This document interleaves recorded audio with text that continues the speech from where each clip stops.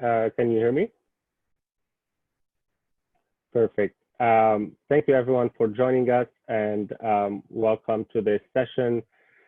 Before I start talking more, the first thing I want to do is to bring the attention that you have the option for interpretation. As you can see on the slide that we're sharing here, you can go to the audio channel and choose the language that works for you. This session is going to have live interpretation in Spanish, Portuguese, French, and Russian. So feel free to choose the language that works for you. And also you have the option to mute the original audio. So you could be 100% tuned in to the voice of your interpreter. So I'll give you just a few seconds to do that before we start. So please go ahead.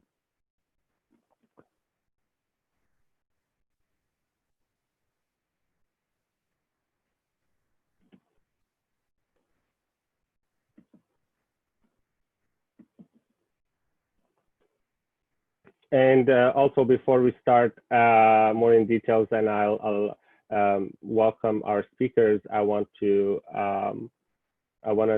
let you know of some of the housekeeping rules that we have for this session. We want to make sure that the space that we have here is a safe space where everyone is comfortable to share and discuss issues that relate to their sexuality, to their life, and to their attitudes and perception, especially the subject that we're discussing today. So we want to make sure that there is no any type of bullying or harassment happening on this session. Really be respectful of all the speakers and the other attendees when they express their ideas. Also, I want to let you know that this session is going to be recorded and also is going to be live streamed on Facebook. So please be careful to the things that you post. Also, if you have any issues related to your own privacy or confidentiality, be aware that this session, as I mentioned, is recorded and is live streamed on Facebook. So now we could start officially and welcome everyone. As you all know, this is a session where we're going to be discussing how King is related to ourself, our body image, our bodies, our intimacy and sexual partners, as well as our communities. And with me today, I have three wonderful speakers coming from different parts of the world. I will be talking more in detail and with each of them throughout this session as well. And you will have the chance at the end of the session to also engage with them with the Q&A section where you can ask them questions and we'll answer to the best of our abilities.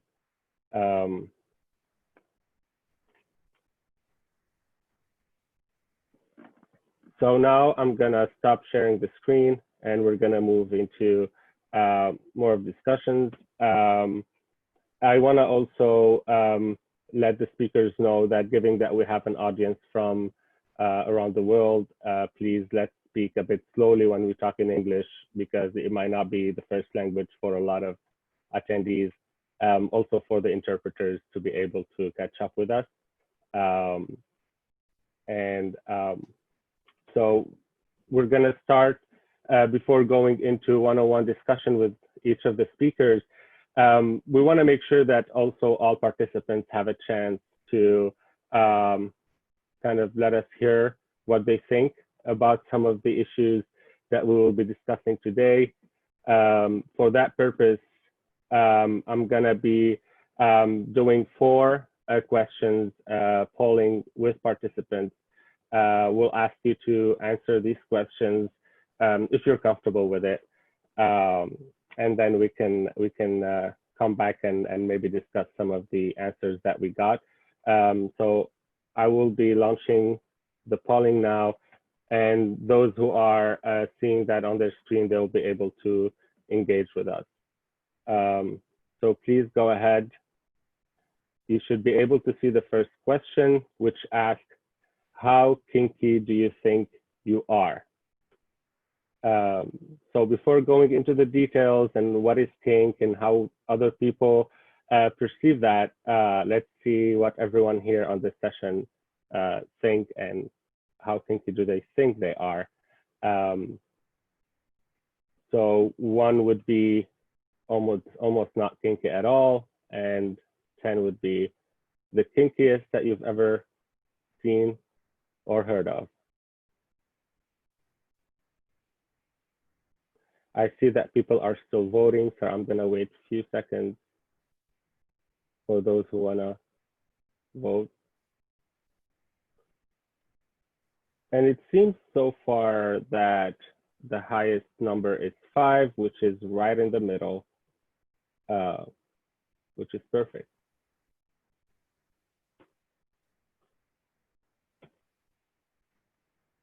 I see that there are people that are still voting, so I'm gonna leave it on for a few more seconds.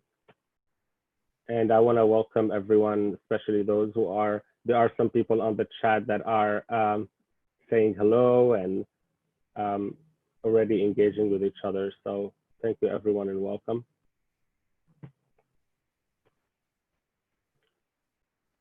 All right, I see that we almost got everyone on the poll, and the highest is still number 5. So that's a really good start.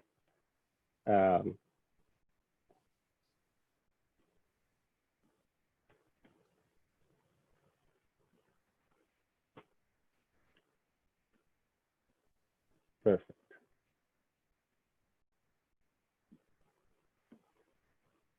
So as you can see here, these are the results of the polling that we had. Number 5 has the highest.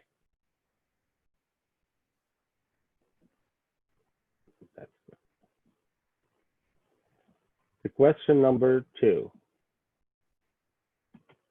The question number 2 says, someone is either kinky or they are not. With this question, basically we're saying that you're either attracted to specific type of behaviors, or you either want to have a desire and have specific fantasies that are kinky, or you don't have them. There is no way for someone to learn or become interested in new kinks. It's either there or it's not there. What do you think? Is that true? Is that false? Or maybe you don't know.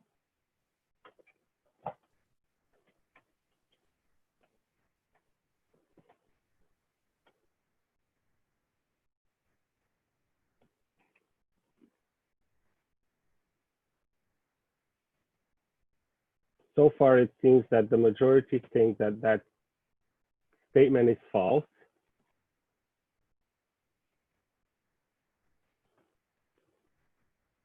And yep.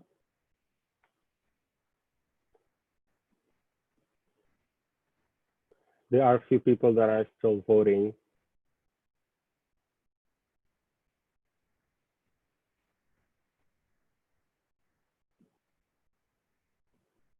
All right. And as you can see it, the majority of people think that that statement is false. Also, there are a few people that they don't know. And we hope that at the end of this discussion, you might know the answer to this question.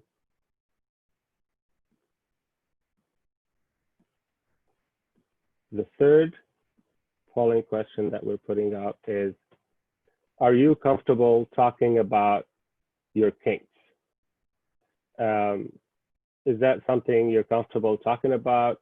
You know, we know that a lot of people that do engage heavily in kink sometimes mention the concept of a second coming out, especially within the gay community, where they feel after coming out as gay or bisexual, they do another coming out when it comes to kink. So this kind of brings forward the question of comfort and how comfortable people are discussing these issues. Um, so the answers are between very comfortable, somewhat comfortable, or not comfortable. And the majority of votes are going to somewhat comfortable.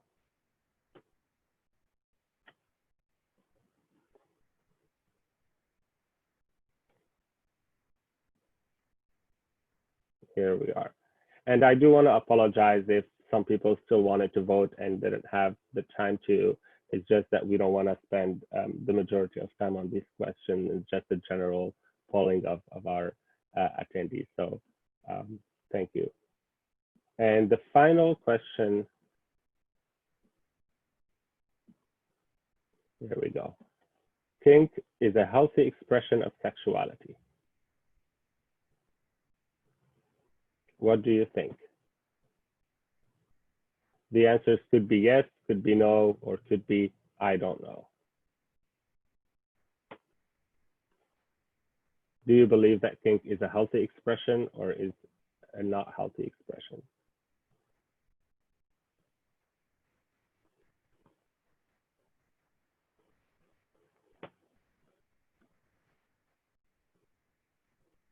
The majority are saying that it is a healthy expression. Some believe that they don't really know whether it's healthy or not, and few even believe that it's not a healthy expression. And also, we hope that this is one of the issues that we can also talk about during this session. I'm going to end the poll and share the results with everyone. And here you can see among those who voted, and again, I apologize if others still wanted to vote and didn't get the chance to.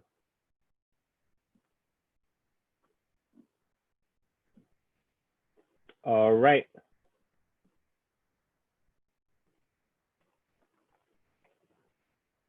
So now that we're done with polling, it was interesting, and I want to thank you all for participating in this poll, and it was interesting to read your answers.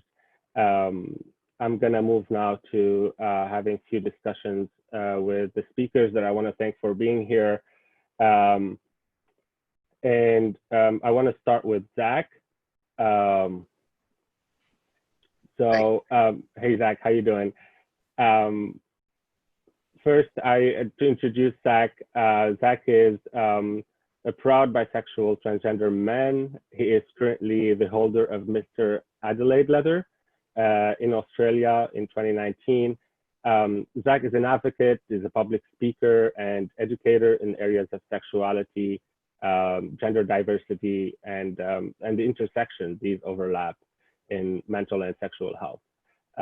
Zach is also a social worker by profession. So welcome, Zach, and I'm really happy to see you here and grateful that you joined us today.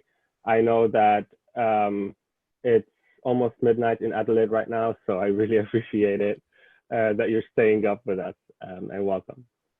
No, thanks for having me. It's a privilege and a pleasure to be here. Thank you, Zach.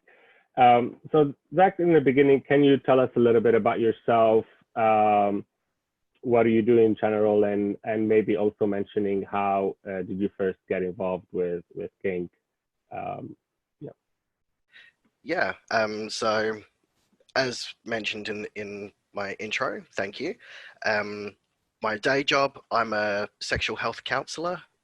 So I work alongside the state's only sexual health dedicated service, and also partner alongside our HIV service, SAMESH, the South Australian Mobilisation and Empowerment for Sexual Health. So much of my role is working with people around their sexual and mental health. Outside of work, I run a local community group for trans men and trans masculine folks.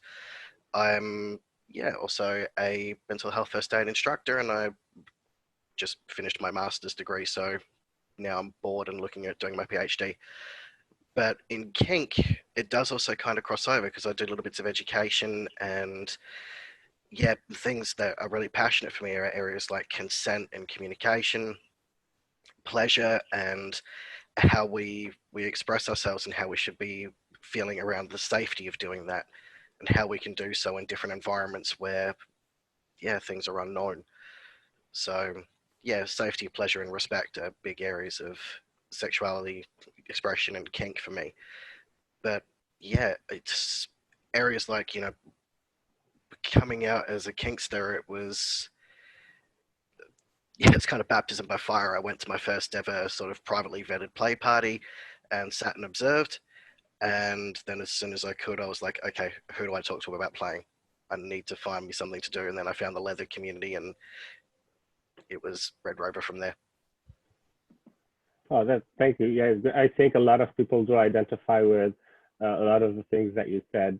Um, so when you mentioned that, you had to, um, you started kind of thinking about kink and you had to find a space for that. Um, and we're going to be talking later on about, sexual partners and community and the role they play, especially for people who are more engaged in kink. But if we go back a little bit to more of a personal side, um, can you let us know how and if kink has had any effect on your relationship to your own body, emotions, and experiences?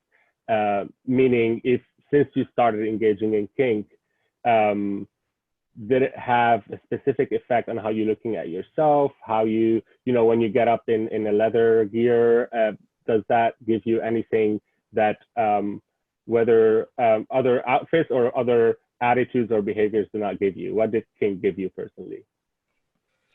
I think part of the biggest area for me personally was my own gender identity and expression. So, as a trans man, I identify quite proudly with my transgender identity. Um, and when I first entered kink, it was impact, it was restraints, and it was playing with partners. Um, when I went to parties, I would play with a semi-closed room, and the first play that I did was, there's maybe 4 or 5 people in the room, but I'd already spoken to the person who I was playing with when I took my shirt off that they were going to see scars, and that this was my body, and that that it was raw. It was an area that was, for me, it was exposing. But when I then found leather, and that was really empowering. Putting on leather, it literally is, it's wearing a skin of armor. So for me, when I put on leather, I I found this new level of empowerment, but I've also found with that an entire community that embraced me.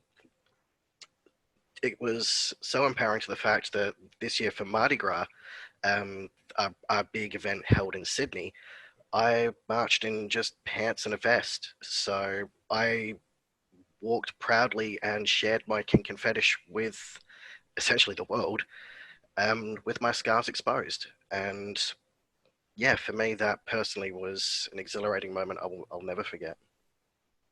Thank you, Zach, for sharing that. And I'm sure that definitely the way when you talk about it, I can see how special that experience is for you, and I know that a lot of people would love to hear what you're talking about and be inspired by it. And kind of from that specific subject that you were mentioning, congratulations again on being Mr. Leather Adelaide. You are the title holder right now.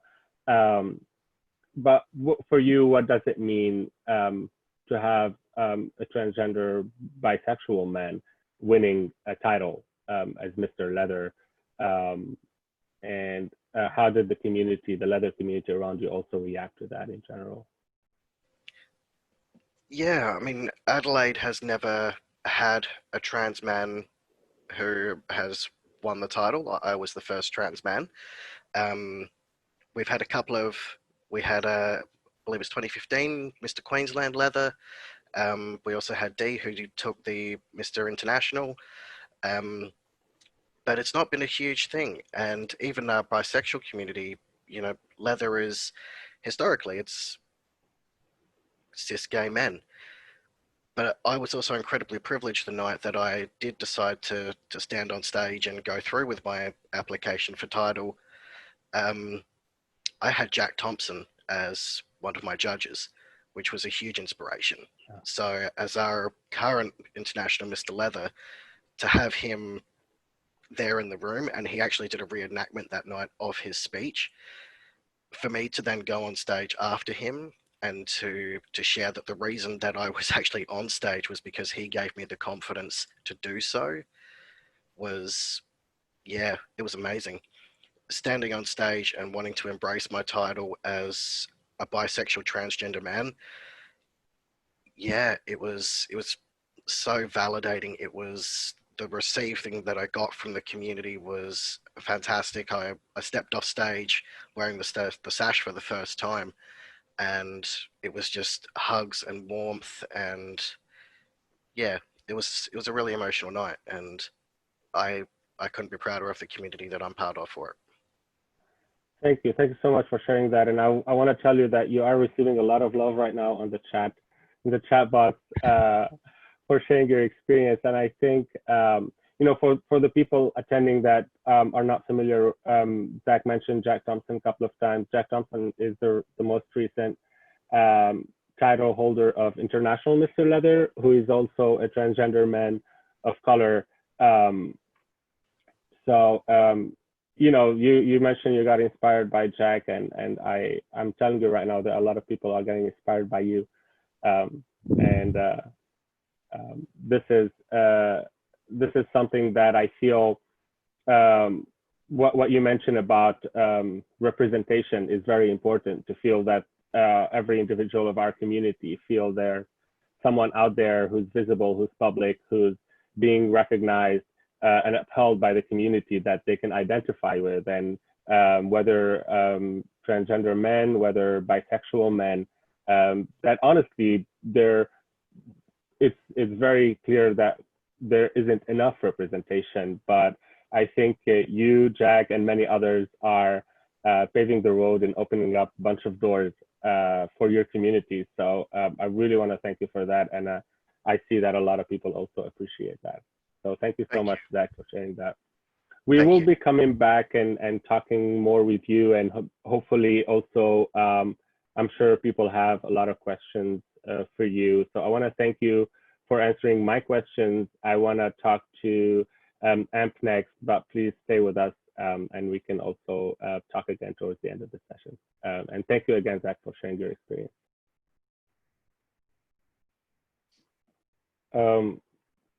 Next, I'll be talking with AMP. Hello, AMP, and thank you also for being with us. I know while it was very late for Zach, I know it's pretty early for you. So good morning. Good morning. I hope, it's never early to talk about kinks, so there's no worry there. AMP is a blogger, a sex worker, activist, and a producer of What's the Safe Word, which is a sex education channel that definitely got a few kinks in it, and I highly recommend it. But it also works on destigmatizing topics on sex and other LGBTIQ issues. And in addition to working as a full-time designer of kinky goods, AMP also represents the Mr. S Leather brand here in the US. So welcome, AMP, and thank you for accepting our invitation for this session. Hi, and thank you for having me. It's a lovely little cast that we got today, and looks like a good turnout. So thank you all for being here. Oh, that's awesome. So AMP, I know that you are engaged in so many different things, and in general, the majority are aimed towards the sexual health and rights of our communities, while at the same time adopting a pretty sex-positive approach. I mentioned What's the Safe Word. So for those who are not familiar, can you tell us a little bit about what it is, how did it come about, how did it start, and how much do you think it's important to have a community-led education on the issues of kink rather than like a medical diagnostic approach? Yeah, absolutely. First off, thank you for the question. For those that don't know, What's the Safe Word is a YouTube channel that I started with my friend and also my partner years ago. I think almost 6 years now. Ugh.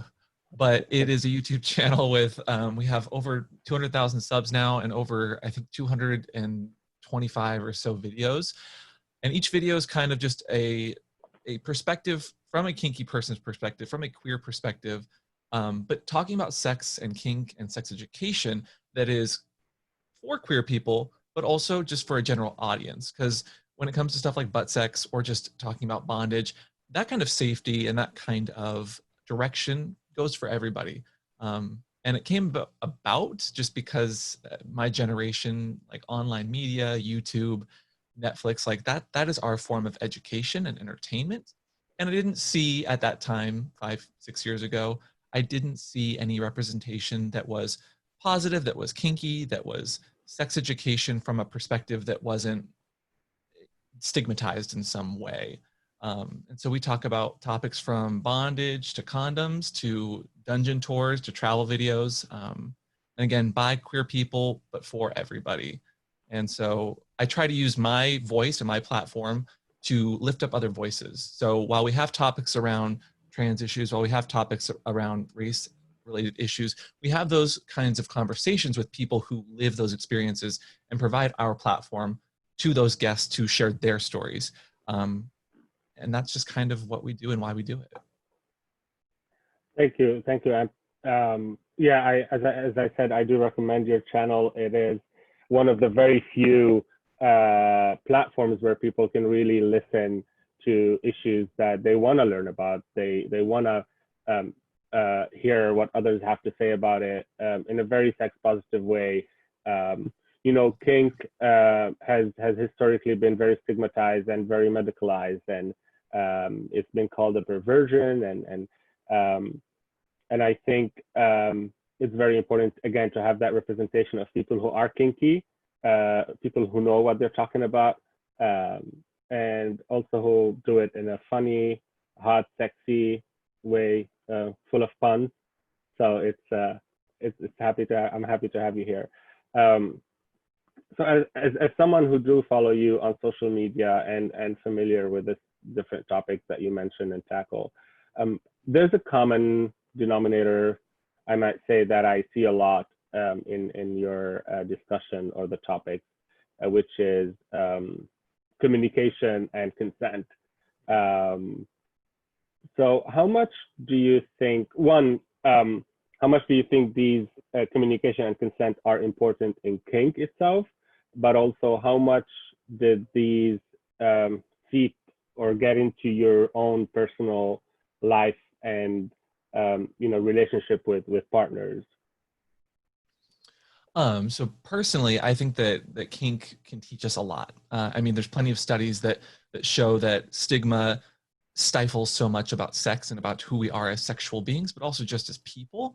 And kinksters are incredibly good about laying it all out on the line right away, about talking about consent and talking about, loving to be tied up and humiliated. And that's sometimes before you even get someone's name on a dating app, like Recon or FetLife. So I think that they're a lot more open and honest when it comes to communicating that. And that tends to lead to stronger bonds with the people that you're communicating with. But it also relies on a lot of trust. And so for my own personal journey, I started out having very vanilla relationships that ended up failing because of the lack of communication, because of the lack of clear consent, and because of the lack of respect and just talking about what worked and what didn't work. And kinksters are so good at that. So, I mean, obviously the communication, but we have tons of studies that show that kinksters do have more close and more trusting relationships because of that. And then finally, I think one of the biggest things that we can learn from kinksters is to grow as people. A lot of people, not everybody, but some people use their kinks and their kink and sexual expression to get past certain past histories of abuse that they might have had. We use that power, that sexual identity to empower ourselves to be stronger, more centered people. And then finally, I think the biggest takeaway that everyone can learn, whether it's vanilla, straight, kinky, queer, is that we talk about aftercare. We talk about bringing ourselves down and bringing our partners down and appreciating our partners after we're done with a scene or after we're done with whatever we just did, whether it was sexual or not. We don't just turn to our phone and start tweeting about stuff. You know, we actually hug and embrace, we caress, we make sure that those people that we just played with and shared that intimate experience feel like they weren't taken advantage of. And that while there might have been some domination and control in that scene, that is not abuse. And we decompress and talk about that. We're risk aware in everything we do, because there is no such thing, I believe, as safe sex, meaning there are always going to be inherent dangers that come along with sex, much like, for instance, like rock climbing. There's no such thing as safe rock climbing, but there are safer forms of going and rock climbing, if that makes sense. Thank you. Yeah, definitely. And I really want to highlight a couple of things that you mentioned that I think are very important, especially around communication. A lot of outsider to the kink world, probably the first thing that they see, especially if it's heavy play, they see the danger and they see there's fear, and they see the risk. While from my experience, and I'm sure a lot of kinksters relate to that, the kink space, and when you do find partners that you trust, is, for me, is one of the safest, because it is based on communication, because we do talk from the beginning, what are our limits, where do we want to go, we do discuss, we do check in with each other along the way, to make sure we're okay. We use safe words, we use body language. So it is actually, as much as it's about letting your fantasy go and get wild, there's a level of care and attention that is 100% on, which is also one of the reasons why it is also recommended that you're not highly intoxicated while you're engaging in scenes, especially if there's a level of risk there, that you're really sober in your brain, so you can actually pay attention to those issues. So while it might look risky, and there are sides of risk to it, I do believe there's also a culture of safety that is built around scenes and kink play. Oh, absolutely. And we call that, whether it's SSC, which is safe, sane, and consensual, or RAC, which is risk-aware consensual kink. There's different levels of how we gauge what we want to do and how we want to do it. And while a RAC is sometimes helpful, in many ways, it's always good to just know what those risks are that come with it. No, definitely. So I think my last question is more of a practical one, and a chance to provide advice for those who are listening now or might listen later to the recording. So let's say I have my kinks that I really love and want to keep in my sexual life, and I started dating someone new. Do you recommend I come out about them from the beginning so they would know, or do I wait till like we have a solid, trustful relationship before coming out about my kinks? I will say that is a complicated, it's a great question, and it is complicated because there's so many factors to it. Like for someone like me, I'm message one, you know that I'm kinky in some way, but I'm also out there, and not everyone is out there right away. But where we can sometimes have difficulties is where there is stigma involved. And that might be personal stigma based on how you were raised and how you were brought up, or maybe it's stigma that other people have based on unclear or maybe misconstrued ideals around sex and kink. So I think that it's always a good, first and foremost, communication. I'm always a huge proponent and vouch for communicating honestly and openly, but at your own pace, using your best judgment. If you're more of a private person and you do your kinks in the privacy of your bedroom with someone, that's great. But that doesn't mean that you need to lay it out on the line on the first date. Hopefully you're laying it out within date 3, maybe 4. But I think the most important thing is that you are laying kinks out and your sexual identity in such a way that you are highlighting that it is something you want to do with this other person or people. It is not something that they have to do. It is something that they get to do. And that the way in which we approach that topic sets a foundation for how other people are going to perceive our relationship, but also our kinks. Because again, there is a stigma around certain things like puppy play or ABDL, or even like aggressive sorts of like flogging. People get very scared by some of those topics because maybe they have a history of just, you know, some abuse when it came to being raised, and where some people use like maybe an ABDL experience or regression experience to help in a therapeutic sort of way. It is not a form of therapy, but it is a way we can get those feelings out. Other people might see diapers and be like, ooh, babies, kids, which is not what ABDL is about. And again, ABDL is adult baby or diaper lovers. So you could hit the ground running, you could not. Everybody kind of has their own cadence, and the most important thing is to be comfortable with yourself, give yourself time, because your journey is very different from mine.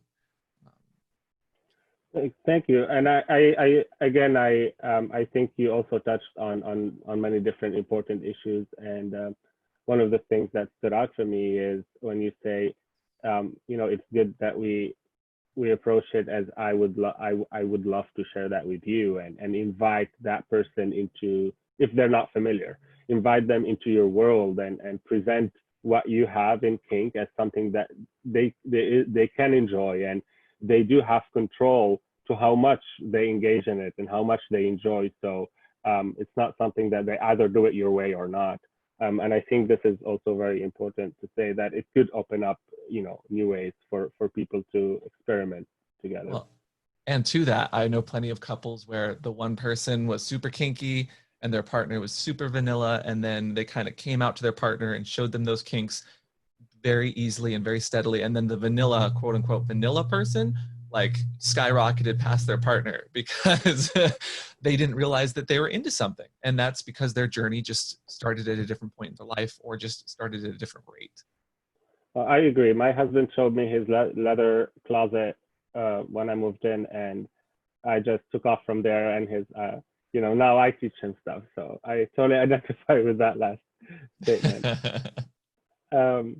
Thank you so much, Amp. And again, also there's a lot of love and reaction to what you're talking about in the chat box. I want to remind everyone attending that I'm going to talk to Sergio next, and after that, we're going to open up the space for questions where you can use the Q&A section. I will say that again once it's time for it, but if you do have any questions in mind, keep those or note them down, and you'll be able to ask them again in the Q&A section, because it's going to be hard to follow on the chat box all the time for questions. So thank you. And thank you, Amp. Thank you. Well, last but certainly not least, I will be now talking to Sergio. Welcome, Sergio. Sergio is a Paraguayan activist with an organization called Somos Gay. He's a sex-positive, polyamorous advocate for pleasure and well-being of community members. He engages in kink to build confidence and trust through BDSM. He likes wearing leather, playing around with human puppies when it's possible, and he says that he's been unapologetically licking armpits since 2016. So welcome, Sergio. I've known you since when? I think 2012. While we were pretty close and comfortable around each other, we mostly met around work issues. So it was not till recently that I've learned that you're a fellow pig. So I'm happy to know that, and welcome. And thank you for joining us. Thank you, Johnny. Thank you so much. Sergio, can you tell us a little bit about kind of your experience with kink and how you first got engaged with that? Yeah, sure. Well, in my case, I believe from an early age, I was attracted to kinky stuff, but this was without even knowing at the moment. I was maybe 12 or 13, and I kind of found out I was interested in showing body, seeing other actions to that, and it was a very comfortable space and moment for me. And then just later in life, I discovered that I was particularly attracted to certain things, certain parts of the body, to do some things. And I first consider it to be just passionate sex. Say I want to hear gasps and slow exhales, and I want to see lip biting and tossing. And this was also related to maybe slow and aggressive body movements that to me turned very, very hot and very orgasmic. And then through literature and through reading what BDSM was, and I was like, maybe I have a kink. And I discovered just having a few bunch of them. And yeah, as I said, my first connection was through reading and going into online posts talking about what BDSM was. And then I met a lot of kinky guys when I could, go around for work and travel around, and started feeling more comfortable embracing those aspects of my own sexuality. And as you mentioned, I'm also polyamorous. And to me, this is a very important thing for me because it also allows me to explore and building confidence with other people and use better communication tools in life. So yeah, I started pretty early, but as we said, that it's only now that I'm starting feeling more embracive and more confident in that part of my life. Thank you for sharing that. And the world of kink is very big, and there are always new things to learn and explore, and new people to experiment with and play with. So I'm sure there's still a lot that maybe in a couple of years we'll come back and talk about it more. While we know that specific kink practices, whether bondage, flogging, we've seen them and has been recorded as early as human behaviors were recorded, but we haven't really seen, or at least when we go back to books and history to try to figure out when did we start to see a culture or a community around kink, we didn't see that probably till the last century. And with that, with having a community comes certain roles, responsibilities that we have of being part of that community. So can you tell us a bit more about what a kink community means to you specifically? Yes, sure. Because it's such as you said, it's a full world.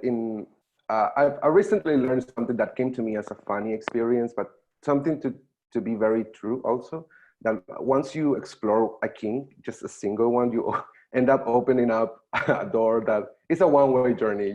That's something that I incorporated into my life as a funny experience, but also something very true.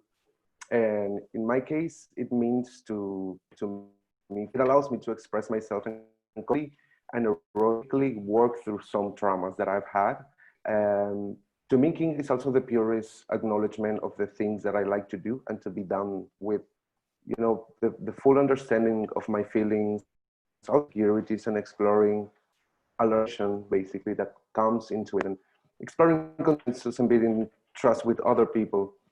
And particularly what more supportive community means, or what I think that we need, comes from a personal experience that in my country, in Paraguay, I believe we have a lot of people who can feel or get to feel isolated or turn to freaks. I sure was ashamed.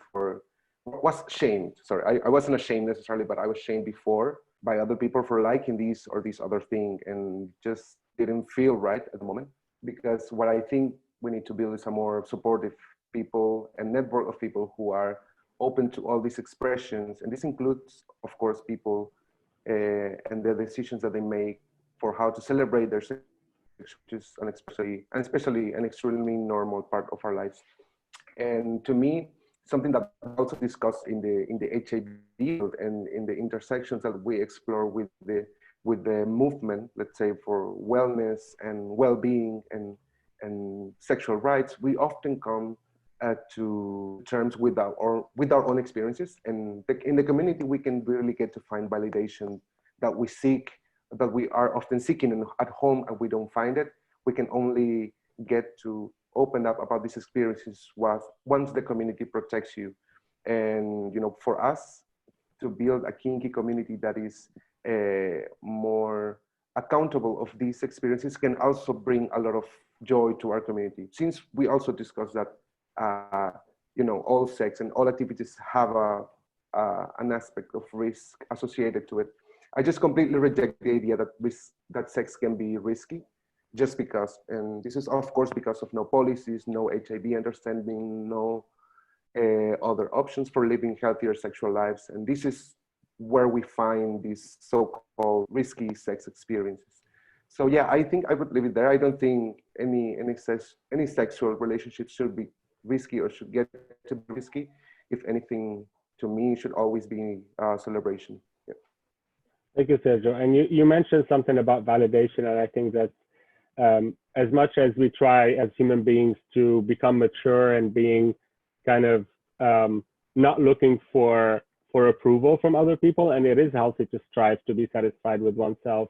It is important, though, to always feel that you are accepted within a community that understands you, that doesn't judge you.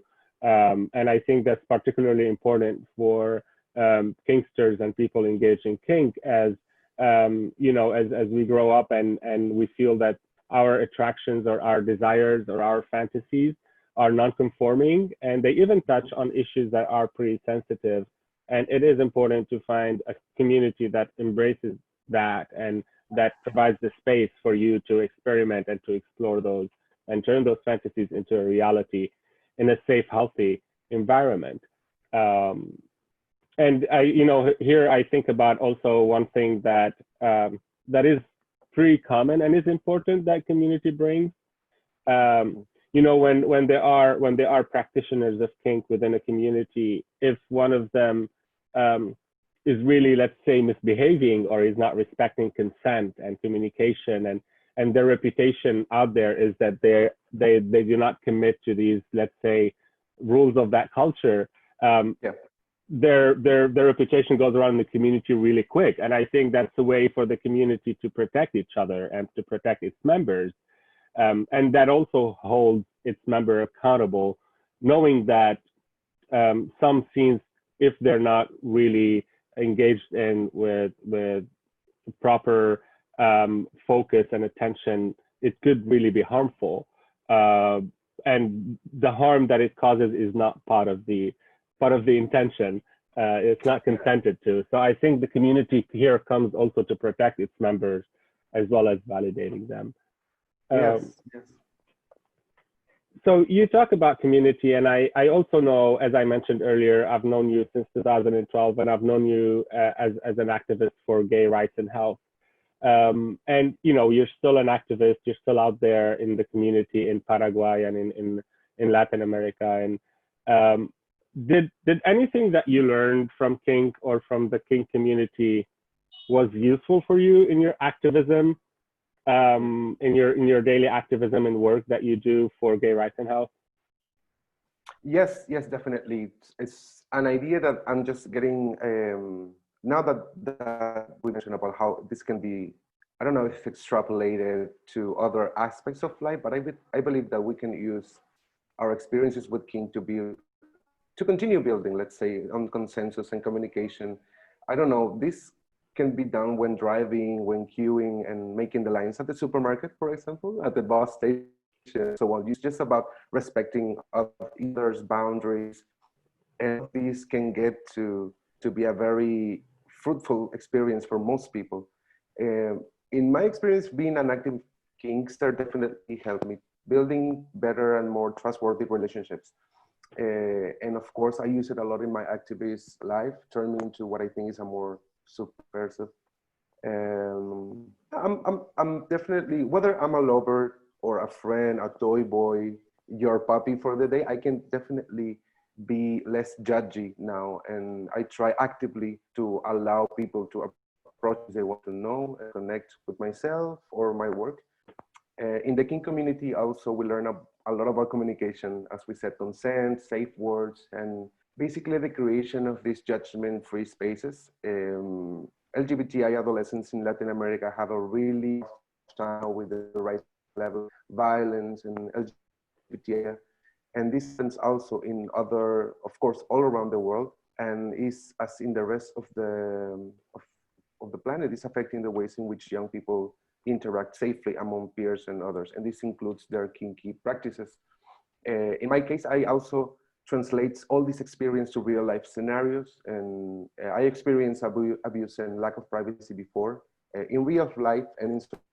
So at the individual and collective levels, I see a crucial need for more supportive networks that are more embracive of maybe, for example, the sending nudes culture in a way that allows people to build their own narratives and does not continue expanding judgment, but care. Since often social media and digital tools can be used to, empower ourselves. And as I said, sharing narratives, sharing various stories, and none of this should be done in danger. And also, as we know, these happen to be very essential things for a thriving queer community. So yeah.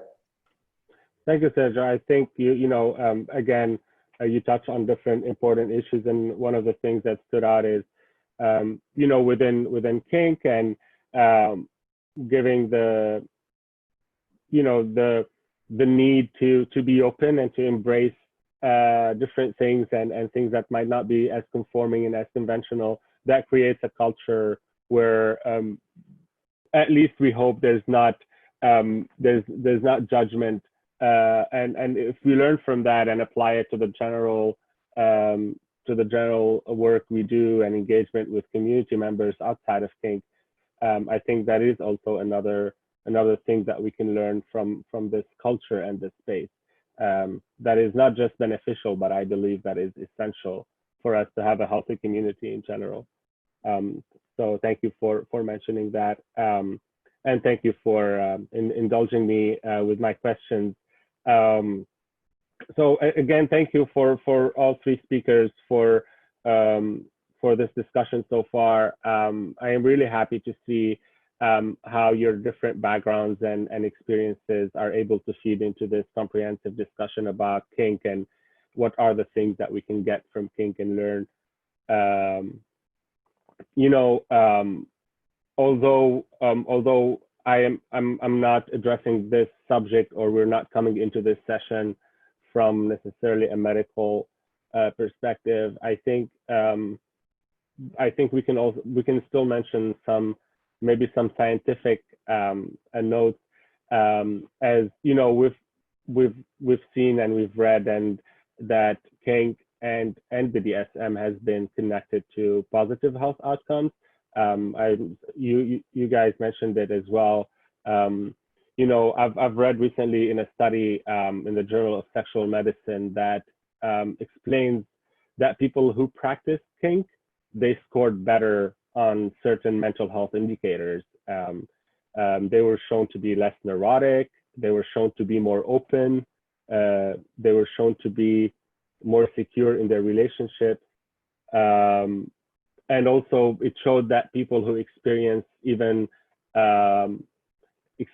pain or non-conventional physical sensations in kink, that leads them into a state of mind that is similar to meditation and yoga.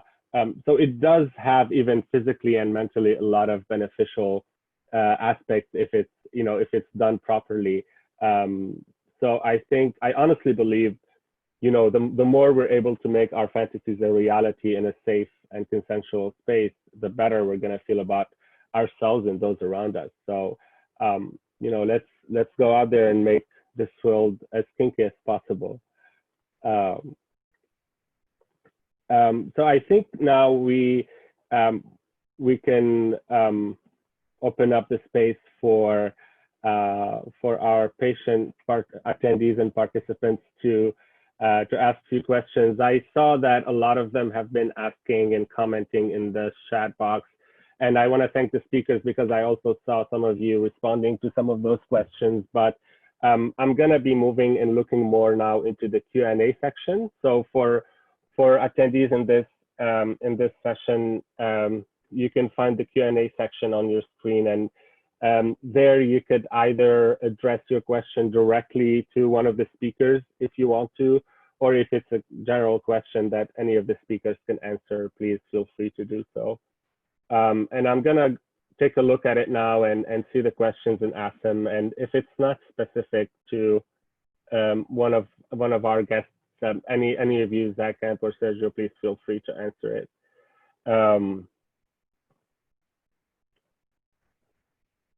So I think there's a question for, oh, now because I'm getting more questions, my screen is moving. Let's see. Full screen. Someone is saying that they would love to hear some talks about intersection of HIV and kink histories, particularly when we consider the stigmatization of kink as risky in the early years of the pandemic, of the HIV pandemic. So anyone have any of our speakers have any thoughts about that? Totally. I'm happy to kind of give at least my perspective and local history that is local to San Francisco, where I'm from. I think that the kink history and the HIV, or the kink community, and those of us that are also HIV positive, I am personally negative myself, is intertwined in a number of ways. In San Francisco, we had a whole system where, as people were unfortunately getting sick and dying of HIV and AIDS, we had a system in place where we would make sure that their leather goods, that their kinky paraphernalia didn't get taken by their families, who would generally throw it away or throw it in a fire or burn it. But we had this system in place that was actually helped run by Alan Selby, who is known as Mr. S, so Mr. S Leather, that would make sure that those goods were passed on, so that history, and so those goods were not, thrown out or gotten rid of. Along with that, we had local communities of, like, for instance, the Dykes on Bikes, or just our lesbian community here was super, super supportive of the gays and the guys that were dying of HIV and AIDS at the time. So there was a lot of intersection there as far as how we were helping each other and how we were making sure that we were just taking care of each other.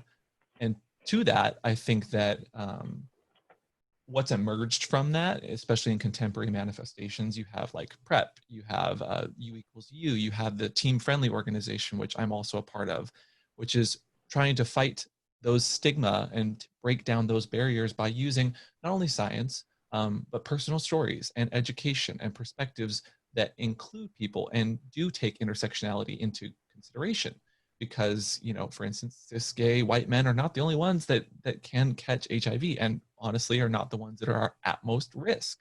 So we're using those histories to make sure that healthcare is more accessible, make sure that we're having more accessible conversations, and making sure that we don't have a messaging that is don't have sex, but that we are talking about the risks, that we are making sure that we are not just providing zero risk options, but talking about that risk does exist. People that use drugs do exist. People that are HIV positive do exist, and they are undetectable and they are untransmittable. And just continuing to hammer out those lessons.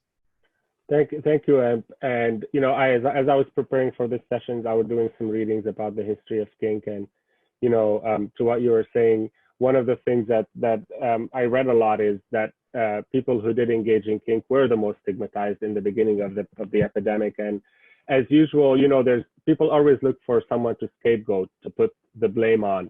And even within the gay community, people who engaged in kink were stigmatized by gay people because of their kinky behaviors. So I think this is definitely, things are changing. That doesn't mean that stigma is completely gone. It's still there. But I think that the work that we're all trying to do hopefully will help us all get rid of that. So I have a question for Zach. So Zach, the question says that someone is saying, I have heard, give me your positive load many times. It isn't my thing, but I understand the nature of taboo, and that as someone who is undetectable, I am unable to transmit. So I usually just let it go without judgment. So he's just putting that kind of the morale that everything is potentially a fetish, and even an HIV fetish can be done safely. Any comments on that? Agreement, disagreement? I think I said it's a question, but I think because I read thanks Zach, but it actually was a statement or. Yeah, no, it was responding to a previous Q&A post that Mark had posted and I'd responded to. So the first one was Mark had asked, I'd love the panelists to address how this relates to HIV, including the fetishizing of HIV, also the role of recreational drugs and drug abuse within this arena, or was that just me when I was a meth addict? And thank you for disclosing and sharing that, Mark. That, yeah, your vulnerability is appreciated. Yeah, I mean, kink is potentially high risk. It does run a risk of injury and even death if you know accidents do occur or if risks aren't taken into account. And we know that there's lots of different types of kink, and essentially anything can be a kink. I can turn half my kitchen drawer into a kink. But we also know that there are those where, you know, virus chasers, those who are seeking HIV, we know that there are those who, you know, even just the thrill of being with a person who may have an undetectable viral load but still has that element of potential risk can be exhilarating. And it's important that we don't shame people who engage in those types of behaviors. It's, you know, have a conversation about why. What's the person seeking? What mindset are they in when they want to play? Are they seeking kink for catharsis? And, you know, we heard Amp talk earlier about, you know, moving past traumas and moving into different mind and mental spaces. But we also know that for some people, HIV isn't a barrier. We know that the fear of the Grim Reaper, or the way it was before I, you know, I was born in 1988, so I'm kind of showing my age here. But, you know, the people who came before me, when we talk about HIV, it's not a death sentence anymore. It is manageable, and you can live a long and happy, healthy life. And we know that for some people, it just becomes a part of their everyday. They manage it. But we also know that for some people, there is still an element of taboo and myth, and we know that there's a lot of misunderstanding and a lack of education. But yeah, it's important not to shame. And if someone does want to have a bit of fun, as long as they're doing so as safely as possible, and they're doing so risk aware, go for it. Have fun. Thank you, Zach. Thank you, Zach, for your response.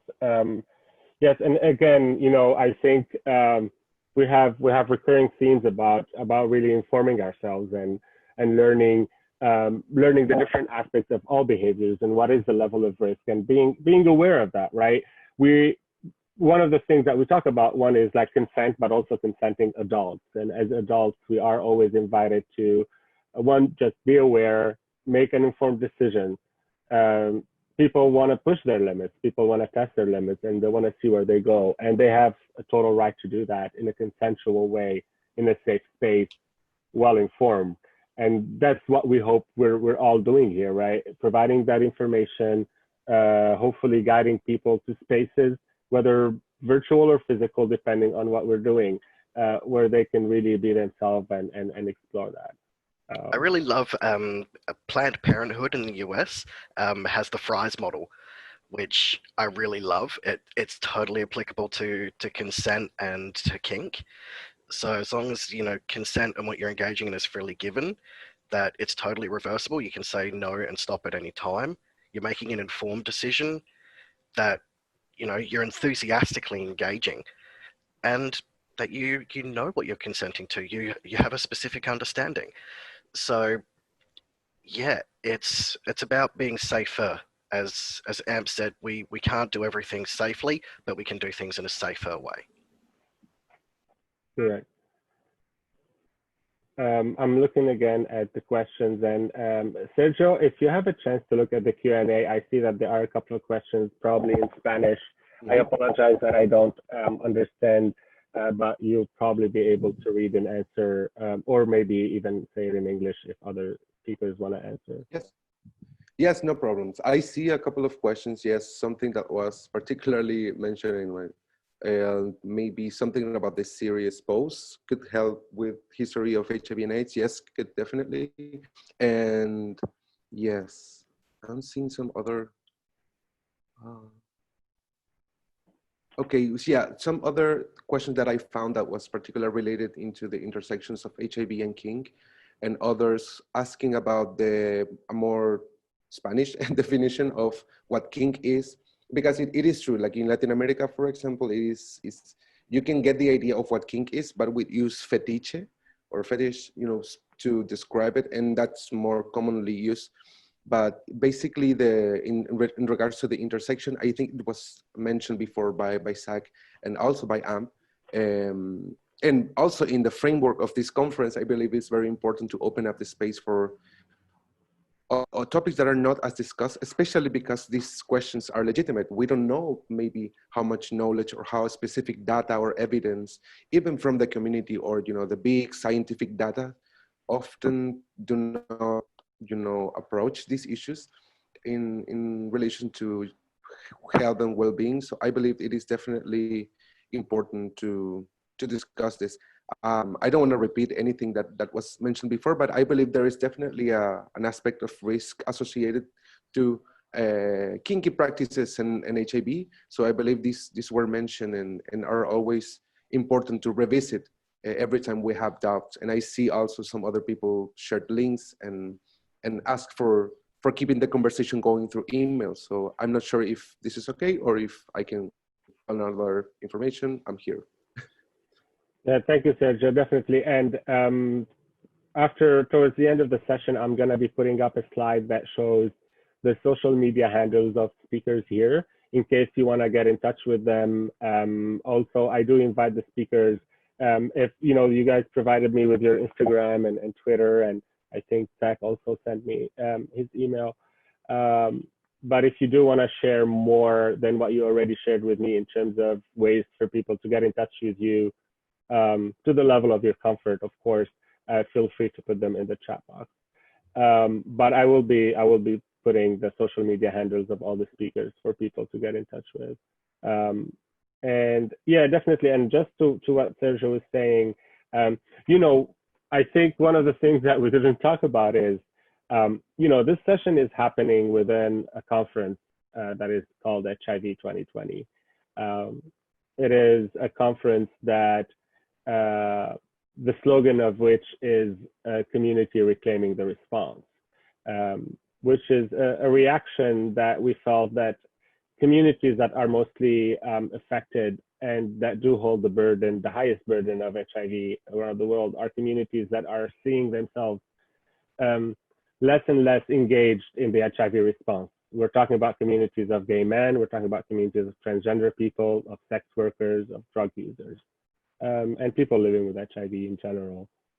And that was one of the main reasons why the organizing networks decided to hold this conference, HIV 2020, that has started in June and will be going till October. So I'm going to take this chance to invite everyone to look at the program and maybe even check other sessions to attend that might be of interest to you.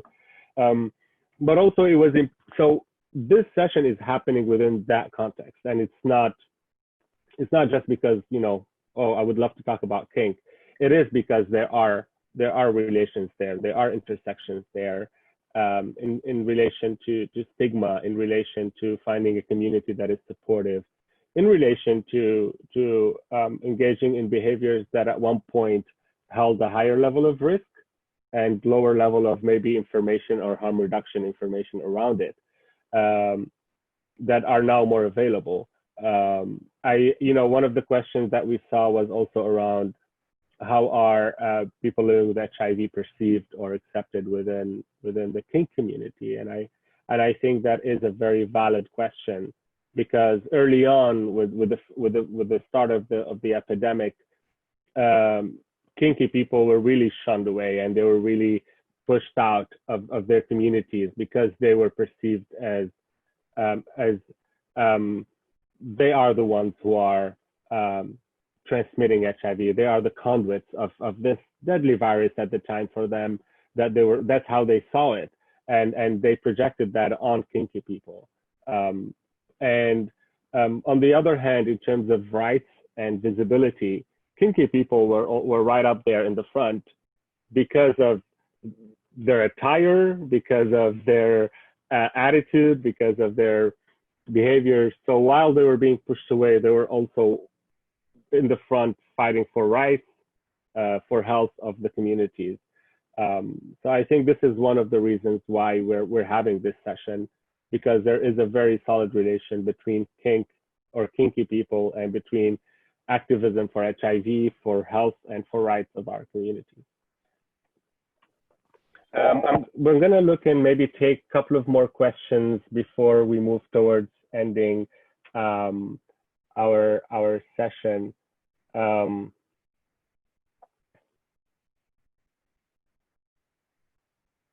So there is a question about how has U=U and PrEP impacted the kink communities, and did it help in reducing stigma? Any of the speakers would like to talk to that? Yeah. Swallowing more cum, and getting to be more comfortable, and just getting U=U, I believe, for young people like myself, has opened a lot of opportunities, basically to do what was previously considered damaging, immoral, everything that we've known to be stigmatized before. I believe it was suddenly, I wouldn't say like suddenly okay, because it's just about the prevention tools that weren't available before. And we've known that so many people have died and so many generations were because of not their decisions, or not because of their ways of life or whatever conservative people want to turn into. It's about no guarantees of enjoying your sexuality freely and safely. And it's about all structures in place that continue to push agendas for keeping people caged, either mentally or physically, and all of these intersections of undetectable equals intransmittable, and all of the advances that we've made in the HIV field can allow us as a kinky community to thrive more freely. As I said before, it's kind of a joke, but we all know it's not. We want to swallow more cum, we want to take loads, we want to give loads, we want to do all of this stuff freely, and we want to also erase the idea of the barebacking being risky and barebacking being a thing, because we know that natural sex is happen without any rubber, or if you want rubber in the middle, it's your decision. It doesn't have to be like that, because it's your only way of fucking and not die, basically, because that's the messages that we get. And for me, it's about reclaiming natural sex as sex as it is and it should be, and celebrate all other aspects of that. So I believe that for me, I'm turning 27 this year, so I believe that for someone who came into the world knowing about HIV, already being a global health crisis, I believe it's very important to reclaim these messages that are advocating for well-being in the HIV field and in the kinky community. We are, I believe, the best equipped to respond to all this. Thank you, Sergio. Any of the speakers have anything to add on this specific subject? Totally. I agree with Sergio on his points. I just want to also add that, like, treatment as prevention, U=U, PrEP, whatever you want to call it, was backed by the CDC, which is a huge, huge milestone for that campaign, because it's saying that these things do work. It is effective when we talk about treatment as prevention, or using things like PrEP to make sure that untransmittable people are not stigmatized. And so when we look at how U=U and PrEP has impacted the kink community, it has helped reduce stigma. But while we give points to that, we have to also talk about the fact that we're still not teaching comprehensive forms of sex education. So while we're using less condoms, maybe in some cases, we are still seeing some rates go up in the STIs up in other areas, because a condom and PrEP do not protect against everything. There's always, again, like we're gonna keep saying, there's always risks, and it comes down to communication and being able to voice those risks and be aware. Thank you,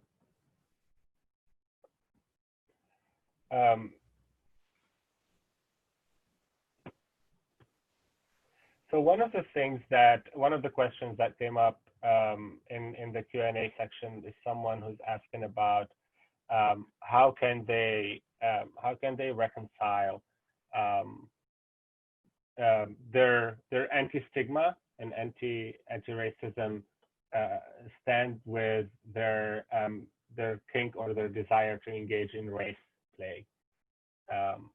And I think it's a very valid question. And I wanna open it up for all speakers to talk about, but I also want to even extend it even more because I've heard similar questions. I've been asked that, and other Kinkster has been asked. For example, how can you reconcile that with also rape play in kink? How do you reconcile that with the idea of having a master and a slave? So there are a lot of social justice and general social inequality issues that we fight for actively in our daily life. Yet we might utilize as a kink in our play life, and it is valid that some people do have this kind of duality and wanna reconcile those two sides. So I would invite all three speakers to speak to that if they have experience or something to say about it.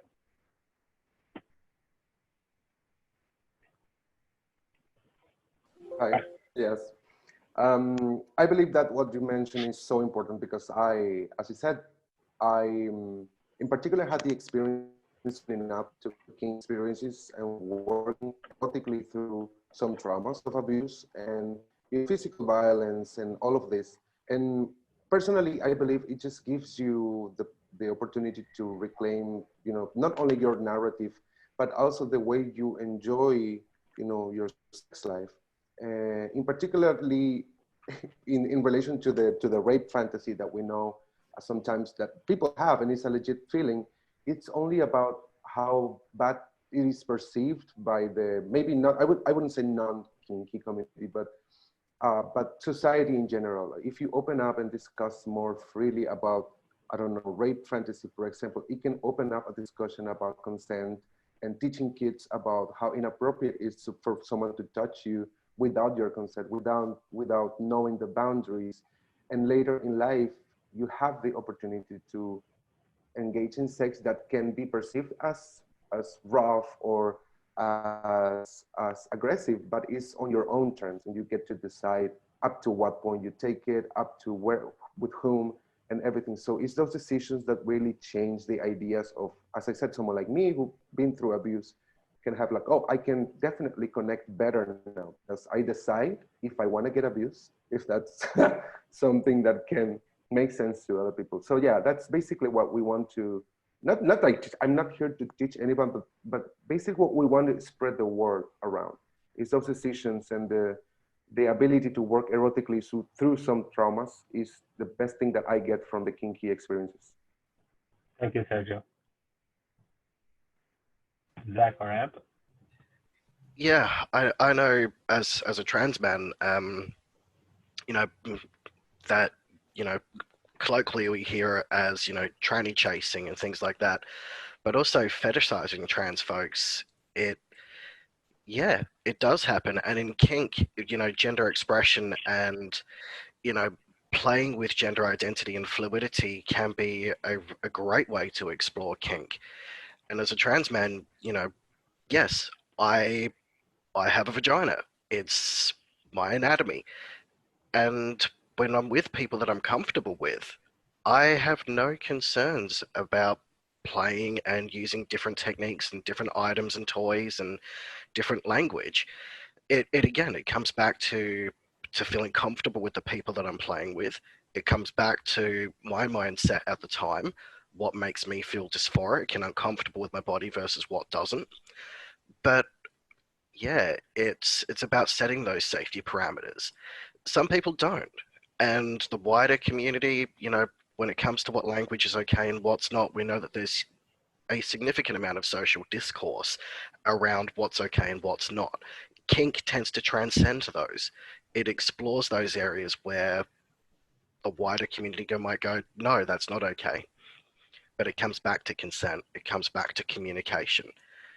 What I would do with a partner in kink is not something that they teach in year 12, sex ed. It's opening that dialogue for education and communication. If it's not there, then we're only encouraging the taboo and making it harder for ourselves. Thank you. And maybe we should push to have it teach in at 12 ed. Thank you, Zach. Ab? I have a lot to say, so please cut me off if I talk too much. No worries. So I think we have like generally 8 minutes to end it. I only need 2 minutes at the end, so we still have 6-7 minutes to talk. I got this. Okay. So I think that one of the first things to talk about when it comes to kink, race, consensual non-consent, all of those very, very heavy topics is that representation and intersectionality is super, super important. Now, I am a gay, cis, white male. I have privilege bingo over here. And so I try to use the privileges that I have, the voice that I have, the platforms that I have, because I'm seen as quote unquote friendly to the masses by the media, by organizations or corporations like Google, YouTube, Twitter. And I try to use my platform to not tell the stories of other people, but provide my platform or just my voice or just my retweet on Twitter to share the stories of those that are going through those traumas or who have lived through those perspectives. Especially when we look to something like the Black Lives Matter movement, it's not my job to talk about racism from my perspective because I have not lived through that. I have gained so much from my privilege. But for instance, I've had someone like Sandy, who's one of the heads at Recon, who is a person of color, who is kinky, to talk about how him being ahead of this large kink platform is super important to those that don't see themselves in media all the time. We had a great talk on our show where he talked about an Asian guy coming to a kink party, and he didn't come in kink gear, but he came to the front of the line and asked if he could come into the party because he didn't feel he had that permission, because he wasn't seeing himself in this media. Luckily, Sandy and Recon are very, very good about representation, and he like points to a sign behind him with this super like sexy, handsome Asian guy, and he's like, "Oh, absolutely." And he told the story and said that like 30 minutes later, the guy who had come to the front of the line brought 6 or 7 friends with him that were also of different backgrounds, and they felt so empowered and they came in their kink gear. And it's just sometimes people, for whatever reason, or not for whatever reason, because our society is so terrible in that way, are needing that permission. So while I cannot share those stories, I can give people permission to share their stories and know that we are listening. So if you feel that you need to talk about race or be open to that conversation, sometimes you don't need to talk. Sometimes you just have to listen to those stories and share the stories of others to provide those perspectives. And still plenty of time left. Amp, I think that's amazing. You know, I know when I stepped on stage and I had Jack in the audience, you know, a man of color, HIV positive. He was in his first gay relationship and he married his husband. It was that visibility. It was, you know, that global outpour of Jack is my IML. And for me to then stand on stage, you know, this tiny little stakeholder, it was because he did have that platform, he did have that visibility, and he owned it. But it was also because other people whom he was oppressed by helped to create that platform with him. And I think that's the key there, as it was with, it wasn't for, it wasn't because of, it was with him. Thank you, Zach, Amp, and Sergio. You know, I wish we had the time because I would have loved to spend maybe 3-4 more hours on this one subject. But I you know, it is very important, and one of my hopes is that we'll be able to have more similar conversations in this HIV activism, global response, and rights. The issues of kink and fetish is rarely approached, and I don't think a lot of people see the relation between that experience and what we live in our daily life, in our activism, or as community members, whichever community we belong to. But I think, as we've seen in this conversation, and as I've seen from the reaction of people attending, I think we are all getting a bigger understanding of how they relate to each other. You know, acceptance and communication and consent, and how important all of these issues are. We still have 3 minutes, so I'm going to ask the question. I want each speaker to answer it very quickly, as possible. One. So my question is, well, I'm running on the assumption that you might have more than one kink. But if you have to let go of all of your kinks and keep just one, what would it be? Zach? It would be leather. I can't live without my leather. Perfect. And puppy play, I think it's playful. It's not super scary, and it gets a lot of people into the kink community easily before they get super serious. Perfect. Sergio? Armpits. I love them. No shame. Yeah, armpits. I'll get them. Awesome. You didn't ask me, but for me, it's rope bondage. It's we want to know. We want to know. Thank you. Great. So I really wanna thank you all. It's been a really amazing discussion. I wish we had more time, but I promise that I'll do my best to create more spaces like this where we can have these discussions. I really want to thank the conference coordinators, Rachel and Luca, for their support before and during this session. All throughout the past month and for helping me setting this up.